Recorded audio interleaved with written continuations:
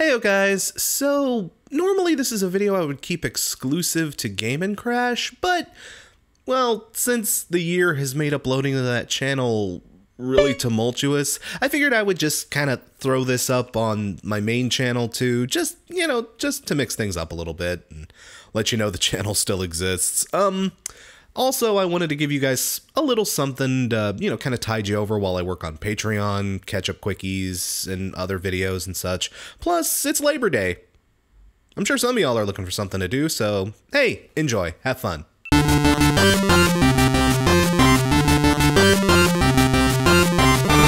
Heyo guys, sorry this took so long.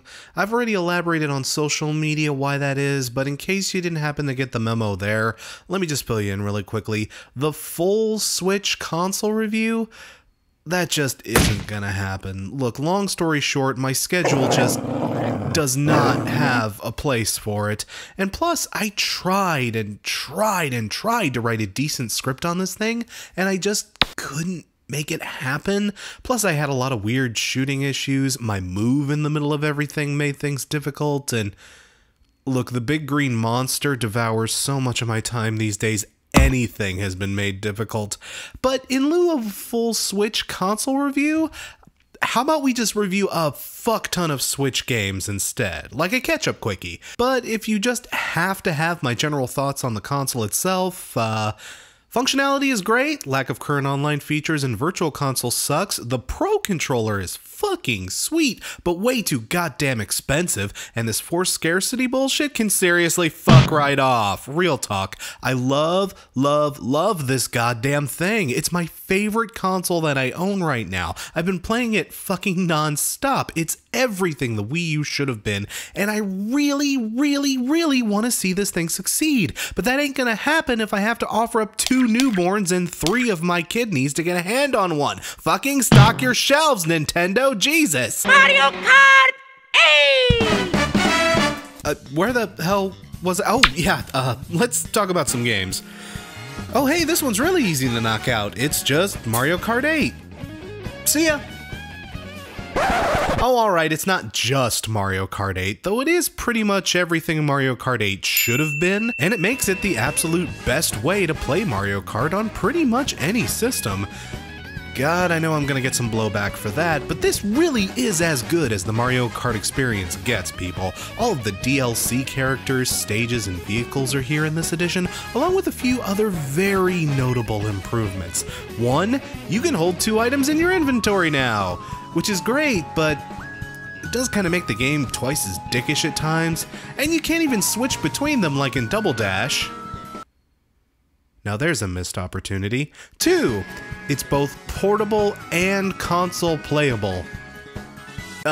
Okay, that's way too much of a no-brainer, but hear me out here. This game, probably more so than pretty much any game released up to this point, demonstrates the crazy cool multiplayer capabilities of this system. It's easy to set up for TV play, and just as easy to pull out and take it on the go. And still as easy to get another Switch in on the action for some 4-player on the go fun. Look, speaking as a kid who had to lug his purple and gray box of wires and hatred over to friends' houses to play Mario Kart, yeah, you guys have no idea how cool this is. This is why I'm staying on Nintendo's ass for the forced scarcity bullshit, because this is so much fun and I want everyone to be able to do it, but they can't, Nintendo. And speaking of multiplayer, 3, they finally fixed fucking battle mode! Jesus H. Waluigi, remember what a miserable, horrid cop-out the original Mario Kart 8's battle mode was? Holy fuck, that was just painful. This time out, they got it right. Beautifully rendered, open and fun environments to fight in, along with a lot of interesting takes on the battle mode formula. And really, that's kinda all there is to it. Mario Kart 8, despite its flaws, was a really great game on the Wii U, and this game basically irons out most of the flaws that game had, so yeah, gold star. 4.5 out of 5, in fact. Now where's that fucker who threw that blue shell at me? Oh yeah, this game. I said I wanted to play this in one of my Switch Rampage videos, well, I nutted up and got it, and in the famous words of the immortal Lisa Simpson, I mean, don't get me wrong, I like Bomberman. I had a hell of a lot of fun with the OG NES and SNES titles. The Bomberman formula is good old classic-ass arcade-style fun, and Super Bomberman R pretty much delivers just that. It has a neat little story mode that's kinda taking the piss, but ultimately just fizzles out towards the end. Basically, Bomberman needs to save the universe with all of his siblings, and all of his siblings are various flavors of dickhead, but it gets the job done. You have some interesting levels to play around in, some cool bosses to fight, and anyone who's played a Bomberman game in the last 33 years knows how this works. It's a tried and true formula. Perhaps a little too tried and true. That's the thing with Bomberman R. It's just a Bomberman game. Same basic setups, same kinds of power-ups and enemies, same more or less everything. And even then, it's far from the best Bomberman game I've played. For one, the stage layout, especially in single player, just kind of fucks my shit up. It's a sort of isometric perspective, meaning that you don't always have the best angle to see the course through, and considering how fast you move in this game, especially after picking up a shit ton of speed power-ups, it'll lead to a lot of shitty, cheap deaths. But hey, who cares? Because death literally has no consequence in this game. Seriously, this is one of the more bullshitty ways I've seen a game try to get around having a live system. You do have to work with lives in this game, 7 on the average difficulty, and once they run out, you don't get a game over, you just have to pay a certain amount of bonus coins, currency you earn during the game, and once you spend those, you'll just pick up right where you left off. This is like if Shovel Knight's continue system were designed by a drunk howler monkey. This basically eradicates all of the challenge from the game, as you can basically just keep throwing your corpse at various obstacles until you win eventually. It's more attrition than actual skill, which... Hell, after you die so many times, they don't even bother to take coins away from you anymore, so... yeah, what's the point? You'll lose coins, but big deal. You know what the coins are used for?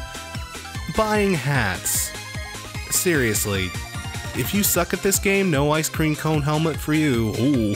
Well, the coins also unlock various multiplayer stages too, but they give you like 8 from the very start, and while there are some interesting gimmicks to some of the multiplayer stages, most of them are just infuriating. And yeah, it's awesome that you can have up to 8-player simultaneous battle mode on this game. Like, seriously, that can be a lot of fun if you can wrangle it. But, I mean, getting 8 people to willfully play Bomberman is not as easy as it sounds, trust me, I tried. Plus, it still doesn't top the 10-man Bomberman mode of Saturn Bomberman, so, even at a reduced price, this game is just a bit too shallow to justify it. I guess that's kind of Bomberman's overall problem. It's one of those retro games that is fun, charming, and even endearing, but it's also too rudimentary for its own good. There's not much you can really do to mix up the formula too much, at least not in a way that just feels like you're tacking on new bits and baubles to it. I think we could still get that spellbinding, reinventing the wheel style Bomberman game someday. Hell, if that can happen to Pac-Man, it can literally happen to anybody. But is this it? No, it's just a pretty okay Bomberman game. Hey, at least it's not Act 0. 3 ice cream cone hats out of 5. Okay, we got a lot of ground to cover. What's next? Oh my god, guys! Ah! No joke, I love The Binding of Isaac. I love it, love it, love it, love it, love it, love it. Hell yes, I love this game. This is one of the very few games out there that gets RNG right. This is how you do procedurally generated levels, power-ups, and bosses. This game is the perfect example of taking a ton of tiny ingredients, throwing them all in at just the right mixture, and creating one of the best recipes known to man. And weirdly enough, one of those ingredients is poop. And, I mean, I shouldn't say perfect mixture, at least not at first mind. This is actually like, what, the 15th time this game has been released? Ah, well, whatever. The game is a morbid, sticky, gross, terrifying treat, and this may arguably be the best way you can play this game. Yeah, I know it's also on Steam, fuck off. Again, I love this version specifically because it suits the Switch's hardware so goddamn effectively. This game is a dream to play on the go, and it's a great way to kill 30 minutes.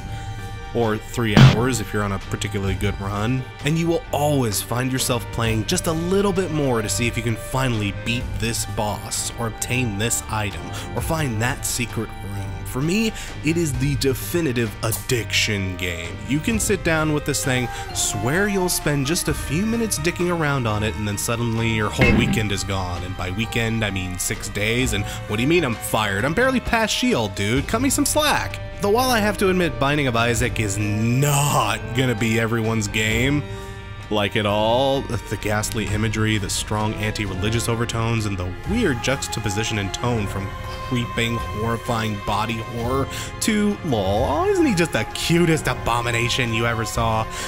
I mean, that probably isn't gonna go over well at your next church mixer, but for anyone who's interested in deceptively simple but engagingly deep gameplay, and especially for anyone who digs the hell out of top-down shooting or roguelikes, this is a definite must for this system. 4.5 maxi pads used as weaponry out of 5.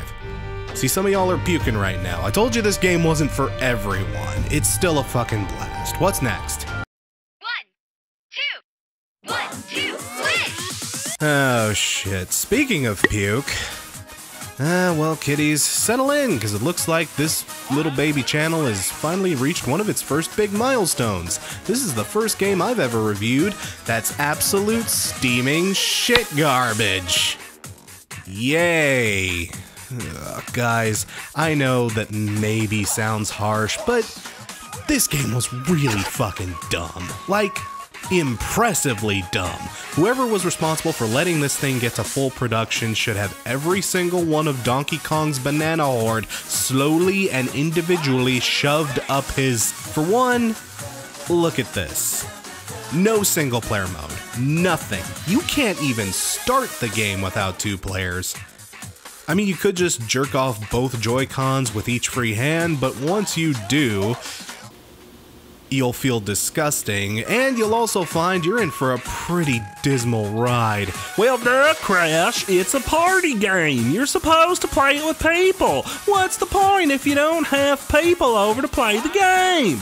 Well, okay, but even when you do begrudgingly talk some people into playing this with you, you are in for a weird experience. Most of the games are goofy, from milking cows to jacking off soda bottles to cranking it on the beach. Yeah, do you see what I mean? This is basically Dutch Rudder the game. I grab my arm, I'm grabbing my dick, you're grabbing my arm, now work it. Work my arm. See that shit? Work it up and down. And if you thought Bomberman R was a shallow experience, holy shit! This makes it look like fucking Berlin Alexanderplatz. These mini-games take about 1 to 3 minutes to complete on average, if that. I mean, they're meant to be short, simple bursts of fun, like Mario Party games, except for twats. But chances are you'll finish these games really quickly. And you know how many there are? 28. Yeah, maybe that sounds good on paper, but remember, for games that only take 1 to 2 minutes to play usually, that's barely an hour's worth of content, barely, and that's literally all you get. No challenge modes, no face-off modes, no score attacks, nothing. This game doesn't even save your high scores. There is literally 0 progression in this game. At least Mario Party, you play a bunch of mini games, but then they tally everything up and there's a winner at the end. This game can't even muster up the energy to do that. There's no way to tell who won the most games or who did the best skill-wise. This game has nothing outside of just the basic-ass minigames themselves. It's like Mario Party if every single solitary bit of flourish, panache, polish, sense of competition, and sense of common decency was stripped out of the game and just left with a skeleton of an experience. I mean, hell, most of the games don't even offer visual feedback. I mean, look at this. I can't really use just basic-ass footage from the game itself because this is it!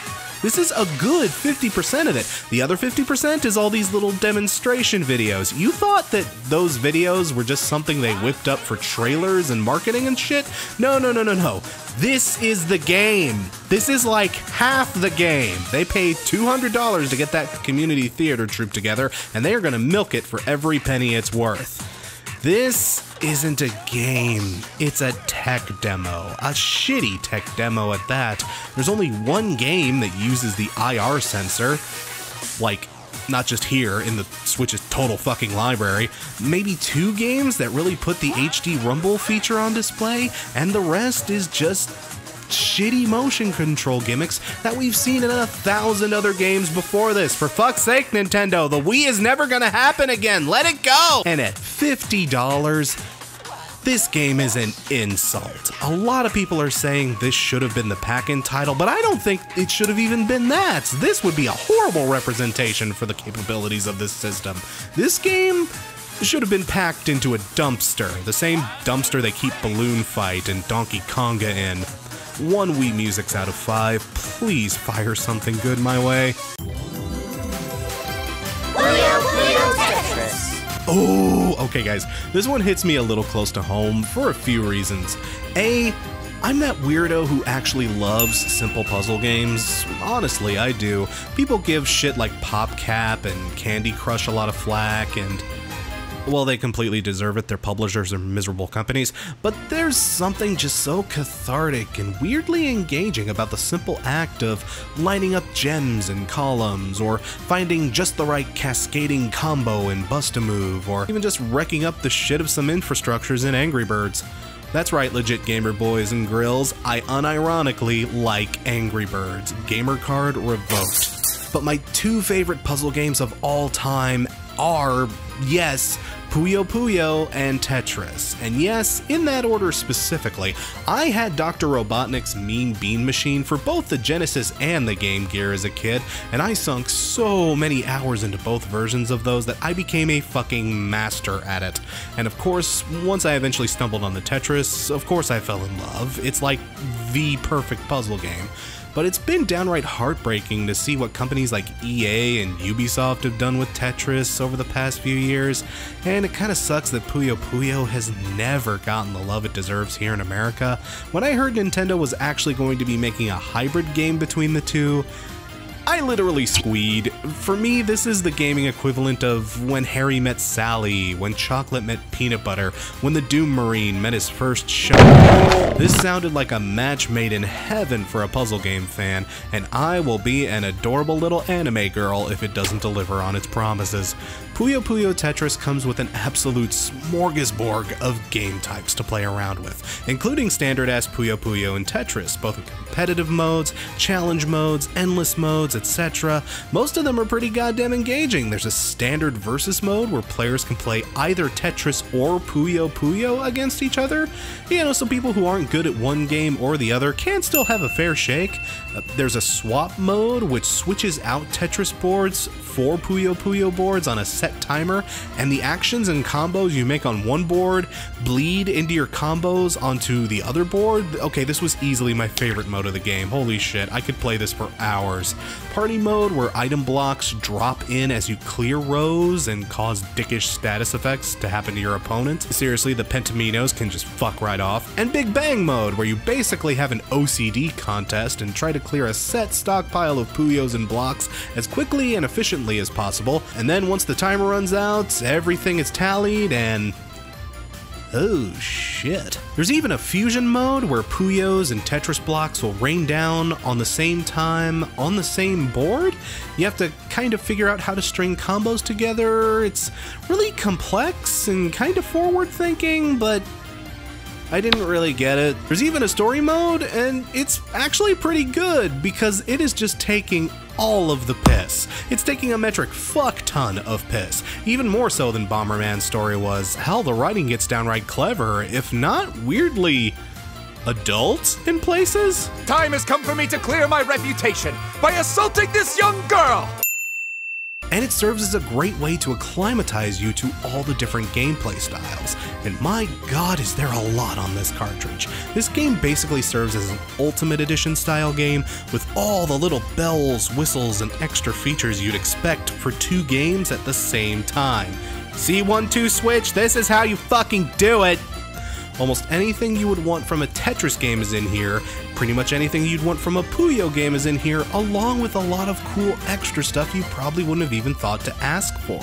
This is something that could have been botched up royally and in so many different ways, but the fact that they didn't, and even went above and beyond in a few places, is really fucking astounding. Like, I know this isn't gonna be a popular opinion, but this is a dream game for me, guys. Just me personally, this is a huge one. And at $40, holy shit, this is a steal. It's even cheaper on the PS4 or the PS Vita. Man, this pricing structure is really gonna bite Nintendo in the ass, isn't it? But it's fun to play in short bursts, it's fun to crank investment into if you want to, it's fun to play on your own, it's even more fun to play with friends. This is easily a Game of the Year contender for me, and yeah, stop giving me that look, it totally deserves it. This game is a dream. Puyo Puyo Tetris gets 5 Mean Bean Machines out of 5. Okay, let's keep it going. What's next? Oh, now here's a train I actually missed the first time it came into town. I was able to rent the original Splatoon a few times back in the day, and I had a few friends that had it and would let me dick around on it a bit, but I never outright bought the game, so I never got the full experience. I never got a chance to find out if I was a kid now or a squid now. But thanks to Splatoon 2, I know the answer to that question. I'm neither. I'm a 30-year-old man sitting in his apartment playing video games. No, but Splatoon 2 is a fucking blast. Playing this game and getting hands-on with it does really make me regret not giving the original the full treatment. It's that wonderful kind of frantic, lightly tactical PvP shooter chaos that games like Overwatch and Counter-Strike are so good at bleeding my time away, but it's also got that distinctive Nintendo flavor. Everything is bright, colorful, and adolescent, but the combat and unique method of territory control adds just the right amount of brain engagement to keep you on your toes. The standard multiplayer stuff is a treat, every bit as fun as I remember it being, and the new Salmon Run mode is also crazy fun. If not downright dickish in moments, seriously, if you're gonna play this mode with friends, make sure none of your buddies are crazy over-leveled or anything, because yeah, this game is not gonna scale things back just for your sorry ass. I honestly have a lot of fun playing this game. I've been popping in mostly for short bursts of fun while waiting for footage on other videos to render here and there, but while it is a great game to just drop into and fuck around in, it holds some drawbacks. For one, the single player is just kinda unnecessary. I mean, it's an okay way for the game to teach you the basics, to help get you acclimatized to the game if you are brand spanking new to the experience, but story, motivation, background, plot, fuck off. The Squid Kid song has more plot development than this game does, and while I made an attempt at some of the ranked and more professional modes, I got my ass handed to me every single time. I could just suck balls, but I also feel like the game could use some balancing tweaks. And while I'm not the guy to ask about this, from what I've been hearing from other people who were more involved in the original game, apparently this one doesn't do too much to mix up the formula from the last one. It's just kinda more Splatoon. I mean, maybe that's why I'm still having so much fun with it. Honestly, I still love this game, but I missed the train nearly completely last time, so maybe you'll need to take my opinion here with a grain of salt. But hey, it's a good formula and a fun game that didn't really need too much fixing up the last time around. It has a few rough edges, but I wouldn't call anything a deal breaker. I had a lot of fun with this title, and if you're looking for something to tide you over until Mario, I mean apart from Mario, yeah, this is totally worth a go. I give it 4 Squid Nows out of 5 Kid Nows. Okay, come on, let's keep going. What else have we got?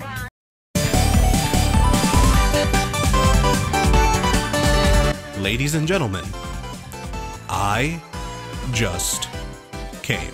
Like, God damn it, Sega. God damn you all to hell. It took you 23 years, 23 years from the release of Sonic and Knuckles to finally just give us the Sonic game we always wanted. But I'll be damned if you finally did it. This game is a blessing. Well, I shouldn't give too much credit to Sega here. The real geniuses behind this title are Christian Whitehead, Headcanon Games, and Pagoda West Studios. You might recognize Christian and Headcanon with their other Sonic-related ventures in the Sonic fan game community, Whitehead himself even going as far as to make those glorious mobile ports of Sonic CD and the original Sonics 1 and 2. See, while some people were groaning at the prospect of another Sonic title, especially given that Sonic Yipping Simulator is still supposedly coming out later this year, this seemed like it had the potential to be another big old-fashioned Sega cock-up. But I knew the game was at least in capable hands. As long as Sega themselves didn't rub their little dicks into the fondue, then it should have turned out perfectly golden. And that appears to be exactly what happened. Oh, this game's great. It's everything a classic Sonic game should be. It plays and feels glorious, with an emphasis on speed and characters that move and control practically one-to-one the same way they did back in the old games. But man, even the old games never looked this good. Seriously, look at the amount of frames and detail in these character sprites, the backgrounds, the animations. It looks like an original Sega Genesis game if it had Jesus Christ as an art designer. Everything about this title invokes the wonderful feel of old classic Genesis games. But on steroids, legit, this is the Sonic game the Saturn should have gotten. Oh, let's not even talk about it. It's basically one giant, sincere love letter to the Sonic fan base from the Sonic fan base. It's peppered with all kinds of in-jokes, callbacks, and interesting and clever references to various parts of Sonic's 2D career.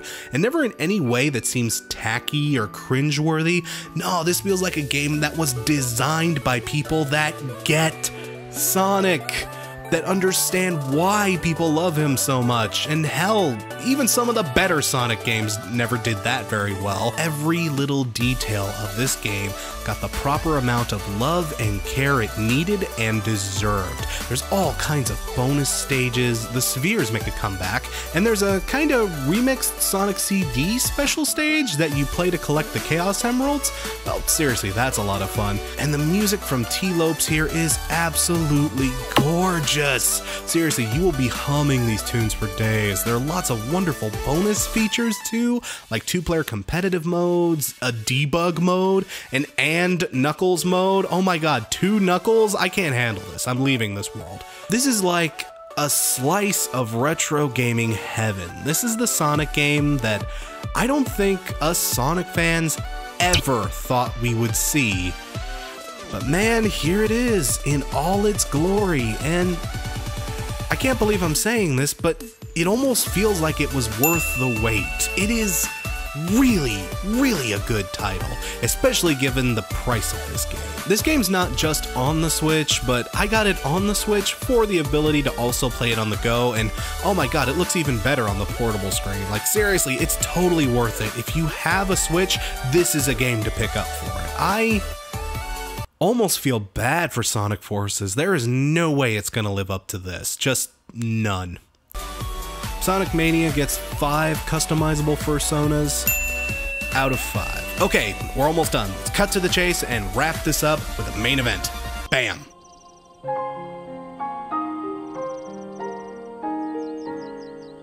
So let me give you something you people aren't gonna want to hear.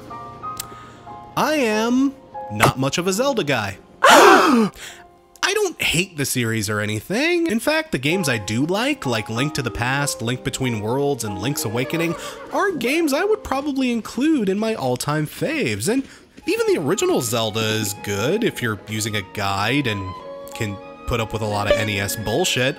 But man, I just do not have a lot of love for the 3D titles, at least the ones I've played. I can't stand Ocarina of Time. Granted, I didn't play it until around the days of the Wii, and I could not get past the elements that haven't aged well. I also couldn't stand Skyward Sword or Twilight Princess because fuck motion controls, and Wind Waker, well, that's the only one I haven't played. Been meaning to pick up that special edition. But hey, seeing as on launch, this was kinda the only major game you could buy for the Switch, I figured I should give it a shake. Plus its trailers made it look pretty fucking awesome, and yeah, I can say in fact this game is pretty fucking awesome. It plays so much differently to any other 3D Zelda title I've encountered. While Zelda games have always been about exploration, most of them have been a bit on the linear side. I mean, not to like, you know, a Mario degree, but it was far from like a Skyrim or a Dragon Age. Zelda games always felt more like they were haranguing you into a set of scenarios rather than letting you explore an epic world. Don't even tell me you didn't want to skip half of the story bits from fucking Skyward Sword, Jesus. But this game is truly the first Zelda game in a while that just flat out gives you the reins and lets you drive it the way you want to drive it. This is one of the first Zelda games I've played in ages that actually felt like an adventure. One of the things the game touted from the very beginning was, hey, if you want to, you can just head straight to Ganon and kick his ass if you think you got a big pair of nuts. And you totally can. You'll get your ass handed to you, but I've seen people do it. If you really want to take that path, it's open to you, but the thing is, they built the game around getting to Ganon and whooping his ass so goddamn good that you won't want to do that. You will want to explore this world and, you know, take part in the adventure. Combat is fluid and fun. If not a little on the simplistic side, it's very button mashy. People have said that the degradation of weapons is a big bugbear, and yeah, I can see why people would have some issues with that. Big issues. But it never got on my tits, really. Honestly, the weapon fragility system kept combat tense and engaging for me. When that warning comes up that your weapon is about to break, it can send a chill down your spine. It makes going up against tougher enemies much more a battle of tactics. You gotta know what to bring into each fight, and you gotta be willing to make sacrifices to get done what you need to get done. Weapons are all over the place too, so even if you're in a pinch, you can usually just yoink one from a downed enemy, or at the very least just bomb the shit out of them. That's always fun. But combat isn't necessarily the meat of this game. This thing, in a weird way, is a puzzler.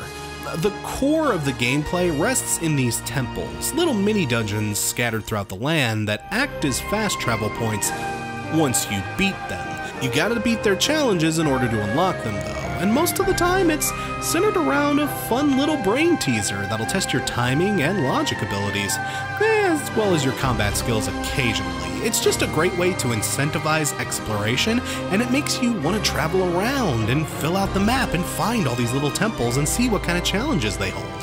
Hell, even the main boss dungeons, of which there are only 4, are basically just these little puzzle dungeons beefed up to the nth degree. The big battles against the various flavors of Ganon too are also challenging little scuffles that make great use of the mechanics you acquire throughout the game. Oh, and speaking of mechanics, gliding! You know, this game does give you horses and stuff to ride around and help you get around faster if you want it, but I think I maybe used a horse once. The best and most fun way to get around in Hyrule is to use that glider, baby. Seriously, pro tip, spend a lot of your early upgrade points on beefing up your stamina meter, because the more stamina you have, the more climbing and glider time you have. Oh my god, there's just nothing like climbing all the way up to a crazy high cliff or tower, jumping off and just sailing through the clouds. Movement in this game is a fucking blast. Now, I often found myself just wandering around to see what I could climb and throw myself off of next. The gameplay is fun, it's full of fun and interesting characters, and there's side missions aplenty. Like seriously, gliding my ass to that secret island and playing a game of Survivor was one of my favorite moments in gaming this year. And you know what the best part of the whole experience is? You can take as much or as little of the game as you bloody well want to and still get a full, satisfying experience out of it. There's a damn decent amount of content here. If you want to 100% this thing, you will be at it for a while, but you do not have to 100% complete this game to have a great time with it. It's all about having as much fun as you want to have. You complete the game when you're done with it, not when the game harangues you into cutscene 572 or whatever. Just do what you want to do, homie. This is a game that plays by your rules, and it does it without making the experience feel anemic, tedious, or pointless. It is truly an adventure. Like I've said, as someone that's always had trouble getting into later Zelda games, that was always a sticking point for me, but here, this is the first Zelda game I've played in 3D that evokes all of the fun of the 2D titles, and yep, this is a strong Game of the Year contender, if not the Game of the Year contender to beat for me. And again, guys, this is coming from someone who is so not a Zelda fanboy. You people are crazy for loving Ocarina of Time as much as you do. It is not that fucking good. Zelda Breath of the Wild gets 5 Urbosas out of 5. Hey guys, like I mentioned at the off, this is a video from my second channel, Game & Crash. If you want to check that out, be sure to click the purple bubble over there, and let me know what you thought of seeing stuff like this over here on the main channel. I don't know if you enjoyed it, maybe this is something we can do again sometime. If not, no hard feelings, but I don't know, feel free to leave me a comment. Cheers, guys.